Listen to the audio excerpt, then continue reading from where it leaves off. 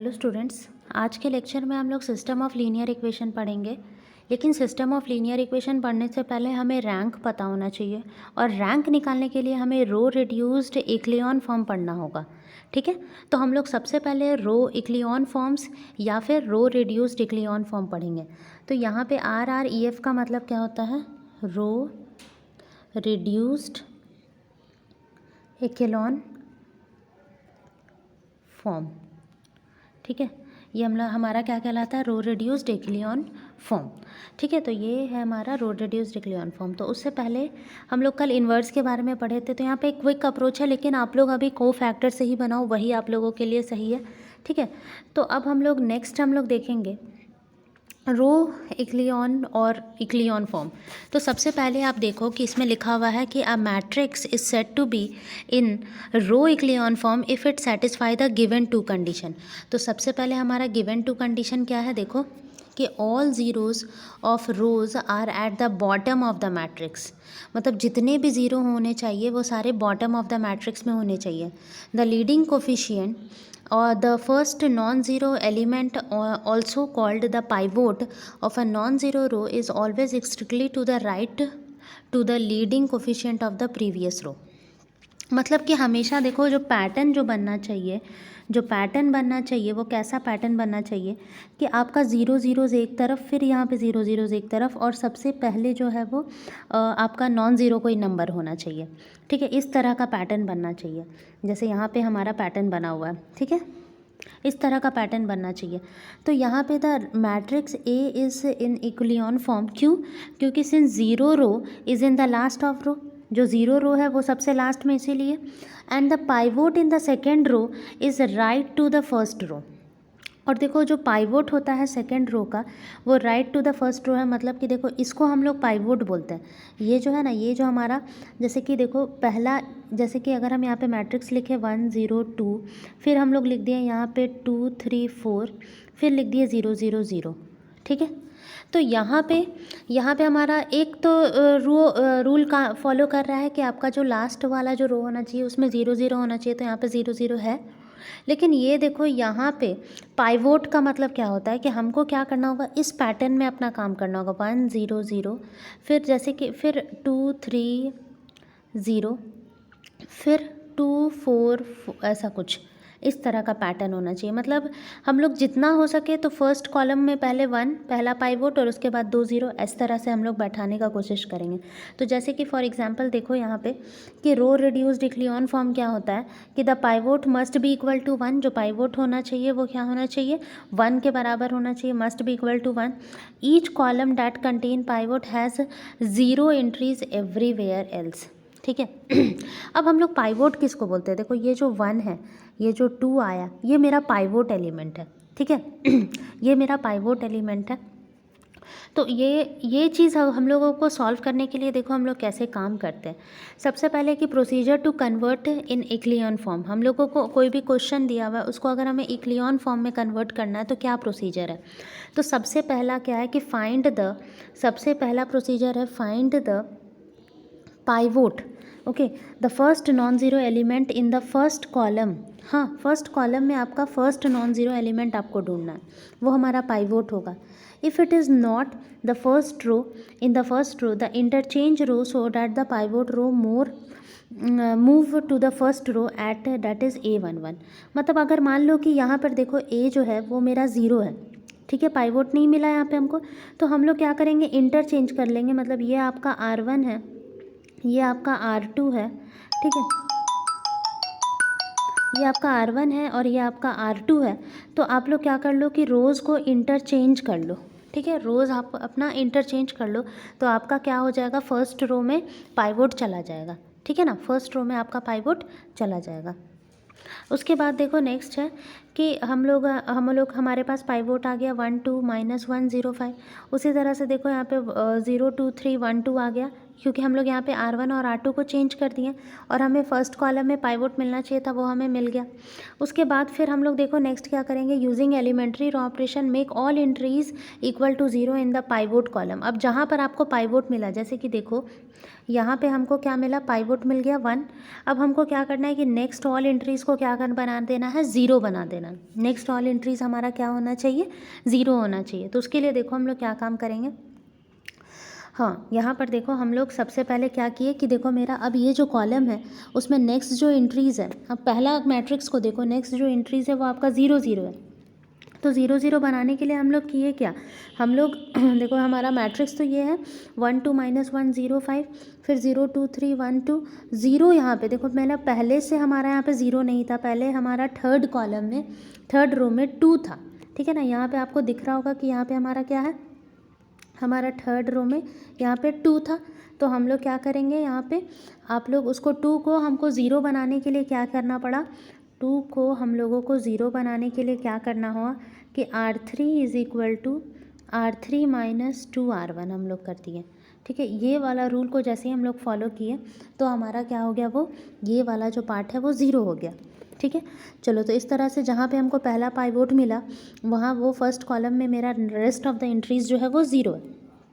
तो अब हम लोग दूसरा काम करते हैं, now find next pivot in the second column. अब हम लोग सेकंड कॉलम में पाइवोट फाइंड करते हैं, ठीक है। After ignoring first row we get pivot 2 at A22, ठीक है। अब चूँकि मेरे को तो फर्स्ट कॉलम में है ही, हमको फर्स्ट कॉलम में ही क्या मिल गया है, यहाँ पर ही हमको पाइवोट मिल गया, इसलिए अब हम इसको इग्नोर करके चलेंगे। तो अब हमें देखो सेकंड रो में हमें पहला पाइवोट क्या मिला, 2, ठीक है, एट A22 पोजीशन पे मिला, ये मेरा पाइवोट है। तो अब हमको क्या करना है कि उसके नीचे के जो आपका एलिमेंट है उसको 0 करना है। तो यहाँ पर देखो उसके नीचे 2 के नीचे -4 था ना, तो इस -4 को 0 करने के लिए हम लोग क्या ऑपरेशन लगाएं कि R3 equal to R3 + 2R2, ठीक है, ये वाला हम लोग ऑपरेशन लगाए। तो ये जो मेरा नीचे का एलिमेंट है वो क्या हो गया, 0 हो गया। अब हम लोग देखो हमें यहाँ इस तरह से हमें नेक्स्ट पाइवोट भी मिल गया। अब हम लोग इस कॉलम के बारे में नहीं देखेंगे, अब हम लोग नेक्स्ट पाइवोट के, मतलब पाइवोट हमें ऐसे जाना है। अब हम लोग नेक्स्ट कॉलम में चलो, तो नेक्स्ट कॉलम में हमें ये तो अब देखना नहीं है, ये भी नहीं देखना है, तो अब हमें यहाँ पे देखना है, मतलब थर्ड कॉलम में। तो ये हमारा 9th ही हो गया। The now find next pivot in third column after ignoring first and second row we get 9 and there is no row below 9। अब नो के पहले नीचे कोई भी रो नहीं है, तो हमें पाइवोट मिल गया यहाँ पे 9। तो इस तरह से हमारा पाइवोट एलिमेंट 1 2 9 हो गया, ठीक है। तो इक्लियन फॉर्म ऑफ ए क्या हो गया, इक्लियन फॉर्म ऑफ ए मतलब कि कोई भी मैट्रिक्स को इस फॉर्म में उसका डायगोनल से आप क्या करो, डायगोनल एलिमेंट्स तो होना चाहिए लेकिन उसके ठीक नीचे के जो एलिमेंट्स है वो 0 होना चाहिए। तो वही हमारा RREF कहलाता है। और हम लोग ये सारे ऑपरेशन करके RRF row reduced echelon form निकाल रहे हैं। अब प्रोसीजर फॉर RREF देखो, प्रोसीजर क्या है, to convert a matrix in row reduced echelon form first convert it to row echelon form. तो ये हमारा रो इक्लियन फॉर्म है। Then make all the entries equal to 0 in every pivot column, ठीक है। अब हमको रो रिड्यूस्ड इक्लियन फॉर्म में करने के लिए क्या करना होगा, सबसे पहले तो हम लोग रो इक्लियन फॉर्म में कर दिए, तो ये देखो हमारा इक्लियन फॉर्म हो गया। उसके बाद हमको क्या बोल रहा है, then make all entries equal to 0 in every pivot column. हर एक पाइवोट कॉलम में हमको क्या करना है, हर एक पाइवोट कॉलम में हमको हर एक एंट्रीज को क्या कर देना है, 0 कर देना है। Using E row operation all pivot must be 1 in echelon form to convert REF। चलो तो अब हम एक और हमें क्या करना होगा, देखो जैसे कि हमारा ये क्वेश्चन जो था उसका रो इक्लियन फॉर्म ये आया, ठीक है। इस क्वेश्चन जो एक और क्वेश्चन था उसका ये हमारा रो इक्लियन फॉर्म है, ठीक है। इसमें 1 0 0 2 2 0 और ऐसा ना आया। अब हम क्या बोले कि हमको इसको RREF में बदलना है। तो देखो लास्टली यही इक्वेशन यहाँ पे बदला है। क्या चेंजेस है दोनों में कि हमको क्या करना है कि जहाँ भी हमें पाइवोट एलिमेंट मिला, जैसे 1 2 और 9, उसको हमको क्या करना पड़ेगा, 1 करना पड़ेगा, ठीक है। ये पहला कंडीशन है। और उसके उस कॉलम के रेस्ट ऑफ द सारा एलिमेंट्स क्या होना चाहिए, 0 होना चाहिए। ये हमारा तरीका है। कोई भी मैट्रिक्स को इक्लियन फॉर्म में बदलने के लिए आपको क्या करना है कि पहले तो उसका डायगोनल एलिमेंट सेलेक्ट करो और उसके नीचे के जितने भी एलिमेंट्स हैं वो 0 करना होता था। वो सिर्फ सिंपल इक्लियन फॉर्म था। लेकिन रो इक्लियन फॉर्म में क्या होता है कि डायगोनल एलिमेंट सेलेक्ट करो और उसके ठीक ऊपर के भी एलिमेंट्स को ज़ीरो करो और नीचे के भी एलिमेंट्स को ज़ीरो करो। ठीक है, जैसे कि हम इसको फिर से बता रहे हैं, जैसे कि ये देखो, जैसे कि हम एक एग्जांपल ले रहे हैं यहाँ पर कि मान लो हमारा ये मैट्रिक्स है 2 3 4 3 2 6 और हमारे पास है 7 3 1, है ना। अब हमको अगर इसको इक्लियन फॉर्म में कन्वर्ट करना है तो हम कैसे फॉर्म कन्वर्ट करेंगे, ये हमारा कन्वर्ट हो जाएगा 2 3 7, यहाँ हमें एक पाइवोट एलिमेंट मिल गया। अब इसके ठीक सारा नीचे जो होना चाहिए वो ज़ीरो होना चाहिए। उसके बाद देखो, उसके बाद हमको यहाँ पर एक पाइवोट एलिमेंट मान लो कि आफ्टर चेंजिंग हमारा ये जो है 2 है तो वो मिल गया, ये 3। अब उसके ठीक नीचे का जो एलिमेंट है वो आपका ज़ीरो होना चाहिए। फिर हमको नेक्स्ट पाइवोट कहाँ मिल गया, यहाँ पे, मतलब अब उसके नीचे तो कोई है नहीं जिसको हम लोग ज़ीरो करेंगे, तो ये मेरा सिर्फ क्या कहलाता है, इक्लियन फॉर्म कहलाता है। ये हमारा इक्लियन फॉर्म बस कहलाता है। लेकिन अभी यही अगर हमको इसको क्या में बदलना होता, आर आर ई एफ में बदलना होता, तो हम लोग क्या करते, इस 3 को भी ज़ीरो बना देते, इस 7 को भी ज़ीरो बना देते, इसको भी ज़ीरो बना देते और ये जो 2 है उसको भी ज़ीरो बना देते, सॉरी ये 2 को 1 बना देते। मतलब कि करते क्या, देखो यहाँ पे हम लोग करते क्या,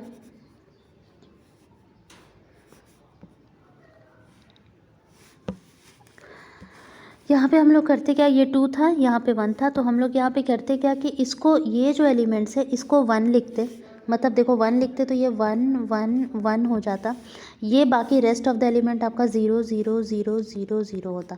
तो ये मेरा कहलाता है रो रिड्यूस्ड इक्लियन फॉर्म।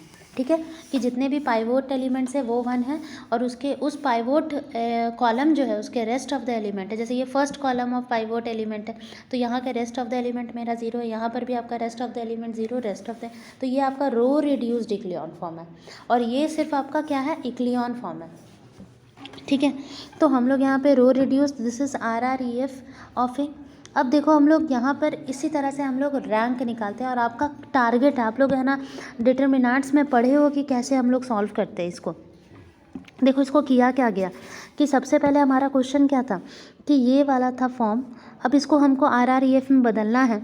मतलब कि हमारे पास दिया क्या हुआ, 1 0 0 2 2 0, फिर 1 -1 3 9, फिर 0 1 4 5 2 -7, ये हमारे पास मैट्रिक्स है। तो देखो ये तो यहाँ तो हमें कुछ नहीं करना है, हमको इसको 2 को क्या करना है, ज़ीरो करना है। तो इस 2 को ज़ीरो करने के लिए हम लोग क्या कर सकते हैं बताओ, इस 2 को हम लोग ज़ीरो करने के लिए सबसे पहले तो हम लोग को ज़ीरो करना है, हम लोग R1 में R1 - 2 R2 कर सकते हैं, बताओ R1 - 2 R2 कर दिए तो देखो क्या हो जाएगा, जैसे ही हम लोग R1 - 2 R2 करेंगे तो 0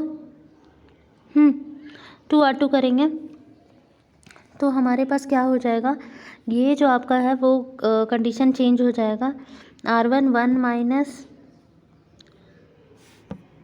ठीक है। तो देखो यहाँ पे हम लोग अगर ये काम करते हैं तो सबसे पहले देखो, अच्छा सबसे पहले ये काम करने से पहले देखो एक और काम क्या करना है कि हम लोगों के पास मैट्रिक्स क्या है, हम लोगों का मैट्रिक्स जो है वो बदल गया, हमारे पास ये मैट्रिक्स है। ठीक है, हम लोग सबसे पहले क्या किए कि ये जो है आपके पास जो इक्वेशन था 1 2 -1 0 5 0 2 3 1 2 0 0 9 4 -7, ये जो था मेरे पास इक्वेशन, इसमें हम लोग क्या किए, इसमें हम लोग क्या किए सबसे पहले कि हम लोग ये जो पाइवोट एलिमेंट्स उसको 1 करना हमारा टारगेट था, तो हम लोग यहाँ पे R1 में तो कुछ नहीं करना, R2 को हम लोग क्या कर दिए 1/2 R2 और R3 को हम लोग क्या कर दिए 1/9 R3। जैसे ही हम लोग ये काम किए तो देखो ये वाला जो इक्वेशन है 1 2 -1 0 5 हो गया, ये वाला हो जाएगा 0 1, तो ये 3/2 हो जाएगा, ये 1/2 हो जाएगा, ये 1 हो जाएगा, फिर आपका 0 0 1 4/9 हो जाएगा और ये -7/9 हो जाएगा। तो वही मैट्रिक्स यहाँ पे लिखा हुआ है आपका। ठीक है, अब हम लोग नेक्स्ट इसमें क्या करेंगे कि हमको क्या करना है, अब हम लोग को नेक्स्ट क्या करना है कि ये तो मेरा 1 आ गया पूरा, इसके 1 के ऊपर के एलिमेंट को इसको ज़ीरो करना है और ये दोनों को ज़ीरो करना है, ये टारगेट है। तो इसको ज़ीरो करने के लिए हम लोग देखो क्या किया, R1 - 2 R2, R1 में क्या है 1 2 -1 0 5 और R2 में क्या है 0 1 3/2 1/2 और 1, ठीक है। तो हम लोग 1 माइनस 0 करेंगे तो 1 ही आएगा। 2 माइनस 2 करेंगे, देखो क्योंकि R1 माइनस 2 R2 है, 2 माइनस 2 करेंगे तो 0 आएगा। फिर -1 माइनस 3/2 करेंगे, मतलब 3/2 इंटू 2 करेंगे तो हमारा आ जाएगा -4। तो इस तरह से हमारा ये कैलकुलेशन हो गया। चलो अब ये तो मेरा 0 हो गया। अब हमारा नेक्स्ट टारगेट है किसको 0 करना, -4 और 3/2 वाला पार्ट को 0 करना। तो applying the same process in the third column, तो हम लोगों के पास देखो क्या हो जाएगा, R1 is equal to R1 + 4R3 है। R1 इज इक्वल टू हमारे पास R1 + 4R3 है। तो ऐसे केस में देखो हमारे पास क्या हो जाएगा, R1 + 4R3। तो हम ये करेंगे, ये वाला एक अप्लाई करेंगे और एक ये अप्लाई करेंगे, तो हमारे पास ये जो पूरा कॉलम है वो 0 में बदल जाएगा। मतलब ये जो रेस्ट ऑफ द 2 है वो 0 हो जाएगा, और यहाँ ऊपर भी 0, ये भी 0 हो जाएगा, और ये आपका बच गया उससे नहीं। लेकिन अब ये मेरा क्या चीज़ में बदल गया, रो रिड्यूस्ड इक्लियन फॉर्म में। अब हम लोग देखो आते हैं रैंक ऑफ अ मैट्रिक्स क्या होता है। तो the number of non zero rows in echelon form of a matrix is called a rank. अब जैसे कि नॉन ज़ीरो रो मतलब कि मान लो कि अगर कोई मैट्रिक्स है उसमें ऐसा फॉर्म दिया हुआ है, पहले तुम लोग उसको रिड्यूस्ड कर लो इक्लियन फॉर्म में, और इक्लियन फॉर्म में बदलने के बाद मान लो कि आप लोग का यहाँ 0 आया और ये भी पूरा 0 आ गया, तो हमारे पास कितना रोज़ है जो कि नॉन ज़ीरो है, ये 1 और ये 2, ये वाला तो मेरा 0 है। तो इसीलिए इसको हम लोग क्या कहेंगे, इसका रैंक जो होगा वो मेरा क्या होगा, 2 होगा। रैंक 2 क्यों होगा, क्योंकि आपका लास्ट वाला जो कॉलम है, लास्ट वाला जो रो है वो उसमें कितने वो कैसा एलिमेंट है, उसमें आपका पूरा 0 एलिमेंट है, और हमको नॉन ज़ीरो एलिमेंट्स को काउंट करना है, नॉन ज़ीरो रोज़ को काउंट करना है, तो ये हमारा नॉन ज़ीरो रोज़ हो जाएगा। तो देखो हम लोगों को ये क्वेश्चन दिया हुआ है, इसमें हम लोगों को फाइंड रैंक ऑफ ए, तो हम लोग इसका रैंक कैसे फाइंड करेंगे। सबसे पहले हम लोग इसको इक्लियन फॉर्म में बदलने की कोशिश करेंगे। 1 है तो उसके ठीक नीचे के एलिमेंट्स को 0 कर दिए, ठीक है। अब वो 0 हो गया, तब हम लोग सेकंड वाले में जाएंगे, इसको हम लोग 1 बना दिए पहले -1/4 करके। तो जैसे ही ये -1/4 किए तो हमारा ये 1 हो गया। उसके बाद फिर है ना हम लोग क्या किए, -5 को 0 बनाए, तो ये आपका 0 हो गया। अब उसके बाद हमारे पास क्या बचा, ये तो हमारे पास 3 पाइवोट एलिमेंट मिल गए। 3 पाइवोट एलिमेंट मिल गए, मतलब तीनों रो मेरा कैसा है, नॉन ज़ीरो है। तीनों रो मेरा नॉन ज़ीरो रो है, तो इसीलिए आपका नॉन ज़ीरो रो है आपका तीनों, तो इसीलिए आपका जो यहाँ पे नंबर ऑफ़ नॉन ज़ीरो रोज़ यहाँ पे 3 है, तो इसीलिए रैंक ऑफ मैट्रिक्स ए भी क्या होगा, 3 होगा। और ऐसे ना देखो स्टूडेंट्स, आप लोग ना ऐसे भी निकाल सकते हो, मैट्रिक्स है कोई भी, अगर मान लो हम यहीं पे बताते हैं आप लोगों को कि जैसे कि कोई मैट्रिक्स है 2 1 3 4 2 6 3 3 3, और आप लोगों को इसका रैंक निकालना है, तो आप लोग सबसे पहले इसका डिटर्मिनेंट निकालो। अगर आपका इसका डिटर्मिनेंट जो है वो 0 नहीं आता है, 0 नहीं आके कोई नंबर आ जाता है, कोई नंबर आ जाए, तो इसका मतलब समझ लो कि ये 3x3 का मैट्रिक्स है, तो इसका रैंक भी क्या होगा, 3 होगा, ठीक है। तो ये सब चीज़ देखना होता है। और अगर वैसे तो आप लोग इसको पहले रो रिड्यूस्ड इक्लियन फॉर्म में बदल लो, और अगर आपका नीचे में पूरा 0 आ जाए तो आप लोग इसका मतलब उसका रैंक 2 हो जाएगा, ठीक है। तो अब इसमें देखो प्रॉपर्टीज़ ऑफ ये, तो प्रॉपर्टीज़ ऑफ रैंक क्या होता है कि let P and Q are non zero non singular. Non singular का मतलब क्या होता है, नॉन सिंगुलर का मतलब होता है जिसका डिटर्मिनेंट 0 ना हो, तो वो हमारा नॉन सिंगुलर कहलाता है। तो अगर मान लो कि नॉन सिंगुलर मैट्रिक्स है while A is a square matrix, तो यहाँ पे क्या कह रहा है कि rank of P A, rank of A और रैंक ऑफ क्यू ए सब बराबर होता है। मतलब ए है सबका, रैंक ऑफ ए मान लो कि कुछ आया, रैंक ऑफ ए मान लो यहाँ पे 1 है। देखो क्यों 1 है, हम यहाँ पे देखो बता रहे हैं कि रैंक ऑफ ए 1 क्यों है, क्योंकि देखो ए कैसा है 1 2 2 4, 2x2 का मैट्रिक्स है। अब हम लोग इसका डिटर्मिनेंट निकालेंगे तो 4 - 4 0 आ गया, इसका मतलब इसका रैंक क्या होगा, अगर कोई चीज़ का डिटर्मिनेंट 0 आ गया इसका मतलब उसका रैंक, अगर ये 2x2 का है तो 2 - 1 मतलब कि 1 हो जाएगा। लेकिन अगर 0 नहीं आता, सपोज़ कुछ और आता, सपोज़ यहाँ पे 10 आ जाता, तो तब इसका रैंक क्या हो जाता, रैंक ऑफ ए क्या हो जाता, 2 ही होता। मतलब ऑर्डर देखो और उसका डिटर्मिनेंट निकालो, ये बहुत सिंपल तरीका है कि ऑर्डर देखो और डिटर्मिनेंट निकालो, और अगर वो 0 आ गया तो इसका मतलब n-1 कर दो, ठीक है। मतलब कि अगर हम यहाँ पे यहाँ पे अगर हम लोग ये करें, जैसे कि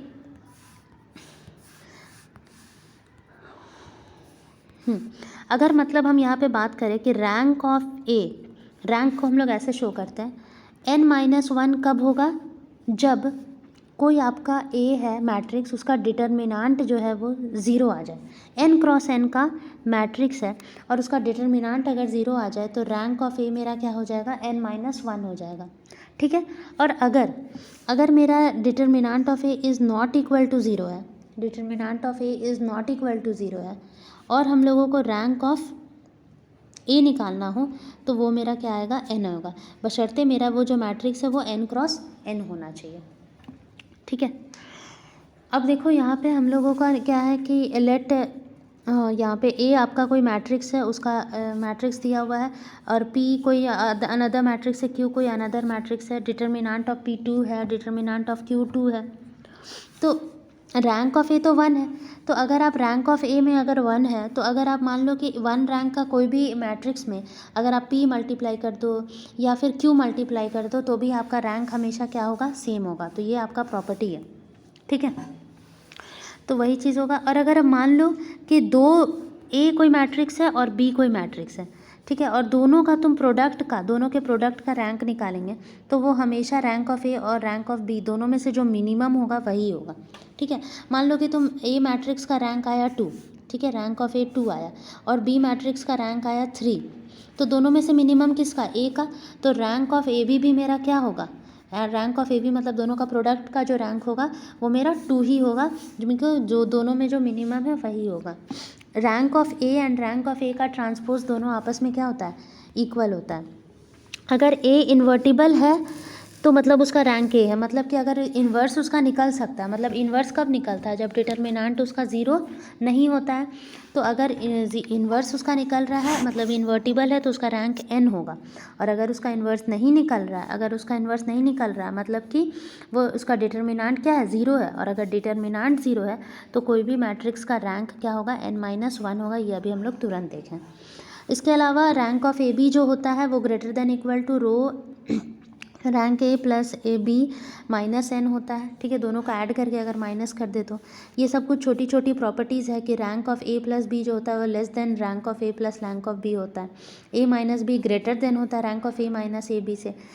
दोनों का प्रोडक्ट जो होता है मिनिमम ऑफ एम एन होता है। अगर रैंक ऑफ ए एम है और रैंक ऑफ बी एन है तो दोनों का जो मिनिमम होगा वही रैंक ऑफ ए बी होगा। अब देखो हम लोग सिस्टम ऑफ लीनियर इक्वेशन में आते हैं। सिस्टम ऑफ लीनियर इक्वेशन क्या होता है, A linear equation in variable x1, x2, xn can be written in the standard form। देखो उसका स्टैंडर्ड फॉर्म क्या है, ये है आपका standard form a1 x1 plus a2 x2 plus an xn equal to b, where a1 a2 an are called coefficient of x1 x2 xn respectively and b is a constant. तो now if we have n, देखो इस form में रहे कि कोई variable है x1 x2 xn और कोई कांस्टेंट है a1 a2 an, ठीक है, a1 a2 an है, तो वो दोनों का अगर हम लोग प्रोडक्ट करके ऐसे सम करके इज़ इक्वल टू बी लिख दें तो वो मेरा लीनियर इक्वेशन हो गया। मतलब और यही अगर बहुत सारा है, मतलब 4-5 ऐसा इक्वेशंस है तो उसको हम लोग सिस्टम ऑफ लीनियर इक्वेशन कहते हैं। तो तो यहाँ पे हमारा 1 जो है वो is called a system of linear equation and such system is called a system of linear equation are called m cross n system और m क्रॉस n। अब देखो यहाँ पे m क्रॉस n क्यों कहा गया, देखो यहाँ पे कितने एलिमेंट्स है, n, यहाँ पे n है, मतलब 1 2 3 ऐसे डॉट डॉट करते करते n एलिमेंट्स हैं, और ऐसे अगर देखा जाए तो कितने 1 2 3 ऐसे डॉट डॉट डॉट करते करते m एलिमेंट्स हैं। तो ये m क्रॉस n का मैट्रिक्स है, तो इसका साइज़ क्या होगा, m क्रॉस n होगा।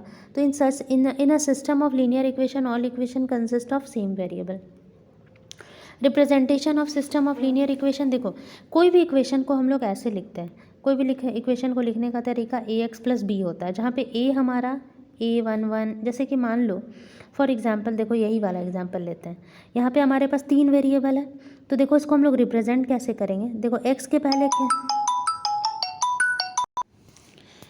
तो देखो यहाँ पे हमारा क्या हो जाएगा कि x का जो कोफिशिएंट है, x1 का कोफिशिएंट 1 है, ठीक है, और यहाँ पे x1 का कोफिशिएंट 2 है, फिर यहाँ पे 1 है, फिर देखो -1, यहाँ पे कुछ भी नहीं है तो हम 0 लिख दिए, फिर देखो x2 के पहले -3 है तो यहाँ पे -3 लिख दिए, x3 के पहले 2 है, x3 के पहले 2 है, x3 के पहले 4 है, ठीक है, इज इक्वल टू, देखो यहाँ पे इसको फिर हम लोग लिखेंगे x1 x2 x3 ऐसे लिख दिए।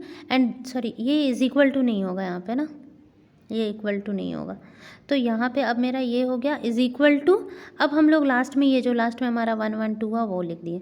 तो देखो यहाँ पे ऐसा रिप्रेजेंटेशन इसका यहाँ पे किया हुआ है, ठीक है। सबसे पहले ए में तुम क्या लिखोगे, कोफिशिएंट्स लिखोगे x1 x2 x3 का, और यहाँ पे आप वेरिएबल लिखोगे x1 x2 x3, और यहाँ पे बी में आप 1 1 2 लिखोगे। तो types of system of linear equation क्या होता है, there are 2 types of system of linear equation. पहला होमोजीनियस होता है, दूसरा नॉन होमोजीनियस होता है। तो देखो इसमें होमोजीनियस में क्या होता है कि अगर आपके b के जगह पे, जैसे अभी हम लोग क्या पढ़े कि ax बराबर b होता है, ठीक है। ax बराबर b मतलब अगर मान लो x1 plus 2x2 equal to 3 है और x1 plus 3x2 equal to 4 है, ठीक। तो इसको अगर तुमको रिप्रेजेंट करना है इस फॉर्म में तो कैसे रिप्रेजेंट करोगे, इसको हम लोग रिप्रेजेंट करेंगे 1 1 2 3, ठीक है। और इधर हम लोग करेंगे x1 x2 is equal to ये 3 4 है, ठीक है। तो यहाँ पे आपका ये वाला काम कर रहा है ए का, ये वाला काम कर रहा है एक्स का, और ये वाला काम कर रहा है बी का, ठीक है। लेकिन अगर आपका बी वाला जो पार्ट है वो ज़ीरो हुआ, मतलब यहाँ पे हमारा 0 0 हो गया, तो उसको हम लोग होमोजीनियस इक्वेशन कहते हैं, ठीक है। मतलब अगर A X is equal to B की जगह पे 0 रहा तो उसको हम लोग होमोजीनियस सिस्टम कहते हैं। नॉन होमोजीनियस सिस्टम क्या होता है, जब आपका बी 0 नहीं हुआ, मतलब A X is equal to B है, is called A X is equal to B रहे तो इज कॉल्ड है नॉन होमोजीनियस सिस्टम। तो फॉर एग्जांपल यहाँ पर देखो कि x1 plus 2x2 equal to 0 है, तो ये वाला आपका क्या कहलाएगा, होमोजीनियस कहलाएगा।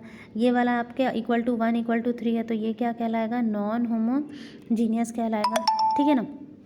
Solution of a system of linear equation कैसे करते हैं, consider we have a m cross n system of linear equation, then the vector u1 u2 un is set to be solution of system if it satisfy all m equations. तो रुको देखो इसको कैसे करते हैं। देखो सॉल्यूशन किसी का क्या कैसे कहते हैं, जैसे कि यहाँ पे मान लो 3 इक्वेशन है, x1 plus x2 plus x3 equal to 6, पहला इक्वेशन दिख रहा है आप लोग को। फिर आपका सेकेंड इक्वेशन है सेकेंड इक्वेशन आपका x1 minus 2x2 equal to -3, third equation आपका ये है, और ये आपका फर्स्ट इक्वेशन था x1 plus x2 plus x3, यहाँ पे हम लिख दे रहे हैं, अगर वो नहीं दिख रहा है तो x2 plus x3 equal to 6, ये आपका फर्स्ट इक्वेशन है, ठीक है। तो देखो ये 3 इक्वेशन है ये 3 इक्वेशन ऐसा x1 x2 और x3 का वैल्यू रखो जिससे कि मेरा ये तीनों इक्वेशन जो है वो सेटिस्फाई हो जाए, ये हमको करना है। ऐसा x1 x2 x3 कि मतलब हम लोग यहाँ पे भी अगर x1 x2 और x3 रख दें वैल्यू तो 6 आ जाए, यहाँ पे x1 x2 का वैल्यू रख दे तो -3 आ जाए, या यहाँ पे x1 x2 x3 का वैल्यू रख दे तो 2 आ जाए। तो ऐसे हम लोगों को इक्वेशंस निकालना है। देन यहाँ पे हम लोग 1 2 3 रखोगे तो आपका ये इक्वेशन सेटिस्फाई कर लेगा, ठीक है ना। तो इसी को हम लोग सॉल्यूशन ऑफ लीनियर इक्वेशन कहते हैं, हम लोग को यही निकालना होता है। अब और एक चीज़ देखो, consistent and inconsistent system of linear equation. A system of linear equation is called consistent if it have a solution, otherwise it is unconsistent. अगर फाइनाइट यूनिक सॉल्यूशन निकले या फिर इनफाइनाइट सॉल्यूशन निकले, मतलब सॉल्यूशन निकले तो उसको हम लोग कंसिस्टेंट कहते हैं, और अगर सॉल्यूशन नहीं निकल रहा तो हम लोग उसको इनकंसिस्टेंट कहते हैं। For example the above system is consistent since it has a solution. जो ऊपर वाला है इसका सॉल्यूशन था, 1 2 3 रखने पे मेरा आंसर आ रहा है तो इसका सॉल्यूशन है, तो इसीलिए ये हमारा कंसिस्टेंट कहलाएगा। ऑगमेंटेड मैट्रिक्स क्या होता है कि जब देखो ये होता है मैट्रिक्स का फॉर्म, लेकिन जब तुम ए वाला पार्ट को और बी वाला पार्ट को एक साथ ऐसे लिख दो, डॉट बीच में डॉट दे के m is equal to A dot dot B लिख दो, is called a augmented matrix, ठीक है। जैसे कि अब यहाँ पर ही देखो हम लोगों को अगर ऑगमेंटेड मैट्रिक्स लिखना होगा, इरेज ऑल, यहाँ पे रुको हम नेक्स्ट वाले में एग्जांपल में दिखाते हैं कि अगर हमें यहाँ पे ऑगमेंटेड मैट्रिक्स लिखना होगा तो देखो इसका हम कैसे लिखेंगे। हम लोग ए में देखो यहाँ क्या है, ए में हमारा हो जाएगा देखो 1 1 1 5, ठीक। और बी का काम कौन कर रहा है 1 3, तो हम ऐसे ऐसे यहाँ पे या एक ऐसा लाइन दे देंगे और यहाँ पे लिख देंगे 1 3 भी, तो ये जो मैट्रिक्स बना वो हमारा क्या कहलाएगा, एगमेंटेड मैट्रिक्स कहलाएगा। मतलब कि हम थोड़ा सा ऐसा देखो, ऐसा डॉट देना, मतलब जैसे कि हम ना डॉटेड लाइन देना है यहाँ पे, ऐसे ऐसे ऐसे ऐसे, तो समझ में आ जाएगा अच्छा ये एगमेंटेड मैट्रिक्स है। ठीक है, ज़ीरो रहे, होमोजीनियस रहे, तब तो एगमेंटेड मैट्रिक्स लिखने का कोई फ़ायदा नहीं बनता, यहाँ तो ऑलरेडी ज़ीरो है। तो अब देखो टाइप्स ऑफ सॉल्यूशन, अब हम अभी तुरंत बताएं कि देखो सॉल्यूशन आपका 3 तरह का निकलेगा, या तो फाइनाइट निकलेगा, या तो फाइनाइट मतलब यूनिक निकलेगा, या तो आपका इनफाइनाइट सॉल्यूशन मतलब बहुत सारा सॉल्यूशन हो सकता है उसका। जैसे हम बोले x + y = 6, तो कोई बच्चा बोलेगा मैम 2 + 3 करेंगे तो 6 आएगा, कोई बोलेगा 2 + 4 करेंगे तो 6 आएगा, कोई बोलेगा मैम 4 + 2 करेंगे तो आएगा, कोई बोलेगा 6 + 0 करेंगे तो आएगा, कोई कहेगा 5 + 1, मतलब बहुत सारा सॉल्यूशन निकल सकता है, लेकिन उसको हम लोग इनफाइनाइट सॉल्यूशन कहते हैं। लेकिन अगर हम बोलेंगे कि डैश प्लस जैसे कि हम बोले 6 + डैश = 6, तो आप क्या रखोगे, डैश में 0 रखोगे ना, 0 के अलावा तो और कुछ नहीं रख सकते हो। या फिर हम बोल दिए 5 + डैश = 6, तो तुम डैश की जगह पे क्या रखोगे, 6 रखोगे, 1 रखोगे, क्योंकि 5 + 1 ही = 6 होता है और उसके अलावा कोई नहीं होता है। तो उस तरह के सॉल्यूशंस को हम लोग यूनिक सॉल्यूशन कहते हैं, जिसका सिर्फ एक और एक ही सॉल्यूशन है। इनफाइनाइट सॉल्यूशन जिसके बहुत सारे सॉल्यूशंस हैं, नो सॉल्यूशन जिसका कोई भी सॉल्यूशन ना है। तो यूनिक सॉल्यूशन देखो क्या होता है, अगर यूनिक सॉल्यूशन आएगा तो अब हम लोग यहाँ पे देखो रैंक का खेल, अगर आपका m मतलब हो गया एगमेंटेड मैट्रिक्स, m का मतलब होता है आपका a ऐसे ऐसे डॉट डॉट b, मतलब एगमेंटेड मैट्रिक्स का जो रैंक है और a का जो रैंक है दोनों सेम आया, एगमेंटेड मैट्रिक्स का रैंक और a का रैंक अगर सेम आया तो यूनिक सॉल्यूशन होगा। ठीक है, अगर एगमेंटेड मैट्रिक्स और a का रैंक दोनों इक्वल है लेकिन वो लेस देन n है, ठीक है, लेस देन n है, तो उसमें हम लोग क्या कहेंगे कि the system has a infinite solution and there are n - rank of a number of free variable. ठीक है, तो ये फ्री वेरिएबल वाला कंसेप्ट अभी छोड़ दो, फ्री वेरिएबल वाला बस आप लोग ये सोचो कि अगर मान लो कि एगमेंटेड मैट्रिक्स का रैंक और a का रैंक n के बराबर आया तो उसको हम लोग यूनिक सॉल्यूशन कहेंगे, और अगर एगमेंटेड मैट्रिक्स का रैंक और a का रैंक लेस देन n आया तो उसको हम लोग इनफाइनाइट सॉल्यूशन कहेंगे। ठीक है, और अगर दोनों का रैंक इक्वल नहीं है तो हम लोग कहेंगे नो सॉल्यूशन। तो इस तरह से हम होमोजीनियस में 2 ही केस बनता है, एक यूनिक का एक इनफाइनाइट का, लेकिन नॉन होमोजीनियस में कंसिस्टेंट और इनकंसिस्टेंट कहा जाता है। कंसिस्टेंट होगा अगर यूनिक और इनफाइनाइट हो, और इनकंसिस्टेंट होगा अगर नो सॉल्यूशन हो। ठीक है, उसके बाद ये हमारा मेथड है। तो अभी आप लोग सिर्फ यहीं तक पढ़ो, यहीं तक समझो, अगर यहाँ तक में कुछ भी डाउट हो रहा है, डाउट होगा रैंक निकालने में, तो हम लोग उसको नेक्स्ट क्लास में पढ़ेंगे। तो आज हम यहीं तक पढ़ाते हैं, इसके अलावा भी हमारा ये सब क्वेश्चंस है, तो इसको आप लोग एक बार सॉल्व करके भी देखोगे। जैसे यहाँ पर देखो क्या किया हुआ है, यहाँ पे ये मैट्रिक्स था तो उसको सबसे पहले ऐसे ये ए है, ये आपका x है और ये आपका b है, दोनों को मिलाकर अगर लिखेंगे तो क्या बन गया, मेरा एगमेंटेड मैट्रिक्स बन गया। तो एगमेंटेड मैट्रिक्स यहाँ पे लिखा हुआ है, तो आप इसका क्या करो, रैंक निकालो। तो देखो एगमेंटेड मैट्रिक्स का रैंक 2 आया, ठीक है, और a का भी रैंक आपका 2 है, ठीक है, लेकिन ये लेस देन 4 है क्योंकि ये लोग का जो मैट्रिक्स है वो 4 का है, तो n से ये लेस है, तो इसीलिए यहाँ पर हमारा जो ये होगा, ये जो सॉल्यूशन होगा वो चूँकि रैंक ऑफ एगमेंटेड मैट्रिक्स जो है और रैंक ऑफ a जो है दोनों आपस में इक्वल है, लेकिन लेस देन 4 है, लेस देन n है, मतलब 4 से कम है, तो यहाँ पे हमारा इनफाइनाइट सॉल्यूशन होगा। ठीक है, तो यहाँ पे सॉल्यूशन हम लोगों का हो सकता है इनफाइनाइट सॉल्यूशन होगा। तो यहाँ पे फ्री वेरिएबल्स 2 होंगे, तो फ्री वेरिएबल्स कहने का मतलब कि यहाँ पे कितने वेरिएबल्स फ्री होंगे जिसकी वजह से हमारा इनफाइनाइट सॉल्यूशन आ रहा है, तो वो 2 वेरिएबल्स होंगे। यहाँ पे x4 और x5 है। क्यों x4 और x5 आ गया, कहाँ पे आपको वेरिएबल नहीं मिला, देखो यहाँ पे वेरिएबल नहीं मिला, यहाँ पे वेरिएबल नहीं मिला, तो वही x2 और x4 आपका फ्री वेरिएबल्स हो गए। और उसी फ्री वेरिएबल्स, वही 2 फ्री वेरिएबल्स की मदद से हम लोग, जैसे कि उसके जगह पे हम लोग कुछ भी वैल्यूज़ पुट करके रेस्ट ऑफ द वैल्यूज़ को निकाला जा सकता है। तो ये है कंसेप्ट। और उसके अलावा हमारे पास है रिजल्ट्स ऑन अगर आपका देखो होमोजीनियस सिस्टम ऑफ इक्वेशन है, यहाँ पे क्या कह रहा है कि अगर होमोजीनियस सिस्टम मतलब Ax = 0 है तो डिटर्मिनेंट ऑफ A अगर 0 आया तो इनफाइनाइट सॉल्यूशन होगा, एग्जिस्ट करेगा। अगर डिटर्मिनेंट ऑफ A नहीं आया 0 तो इसका मतलब यूनिक सॉल्यूशन होगा, ट्रिवियल सॉल्यूशन होगा, ओनली 0 सॉल्यूशन एग्जिस्ट होगा। तो ये सब पे हम लोग और कभी क्लासेस में करेंगे, और भी बहुत सारा इसमें क्वेश्चंस करेंगे सिस्टम ऑफ लीनियर इक्वेशंस पे।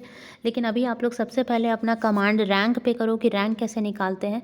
हम एक आप लोगों के साथ एक्सरसाइज भी शेयर करेंगे जिसमें आप लोगों को रैंक फाइंड आउट करना है। Thank you.